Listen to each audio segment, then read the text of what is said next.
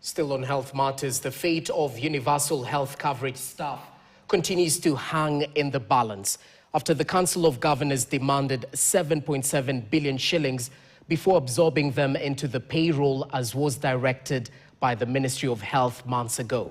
This comes after a heated closed-door meeting between the governors and the Health Ministry that ran for hours, where Health CS Aden Duale and the Council of Governor Chairs, that is Mohammed Abdullahi, announced the formation of a joint team to spearhead remuneration of UHC staff until the end of their contracts next year. Winfrey Owino with that report. After a series of universal health coverage staff protests for the last 4 years, there could be some hope for solving the standoff that has seen thousands of health workers recruited on contract by the Ministry of Health during the COVID-19 pandemic, frustrated over unclear employment terms and poor working conditions.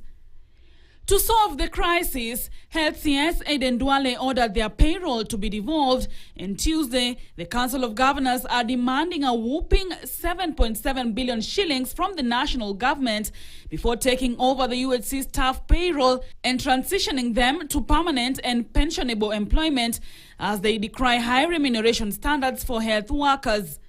But in this intervening period, we pay them at the SRC rates using the money that the ministry has.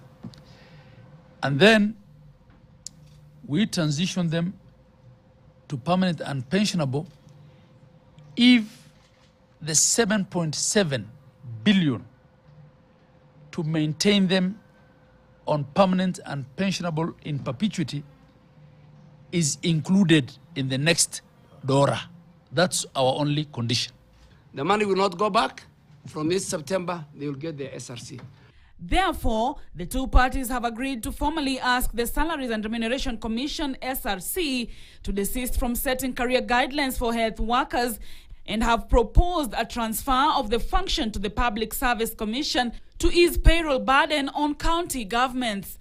When these changes are made, they have financial implications. If the county governments don't have the money to meet those obligations, it becomes a recipe for strikes. And this is what we're trying to avoid. The next Division of Revenue Act is next year, financial year. So we have agreed, the money Treasury has provided, so that 7.7 will be transferred and will be factored in and will feature in the Division of Revenue Bill. And that is when the issue of our UHC finally will be completed. The two parties have resolved to collaborate through a committee comprising of Governors Muthomi Njuki, Ochilo Ayako, Ferdinand Barasa, and Mutula Kilonzo, ministry representatives and unions to deliberate on how to pay the UHC staff at SRC rates for the remainder of their contract as they plan to finish the UHC staff headcount by September 5th, which is this Friday. For now, the question is whether UHC staff will be paid up to the end of their individual contracts and if all of them will transition to permanent and pensionable employment. Winfrey Owino, KTN. Hundreds of Mandera residents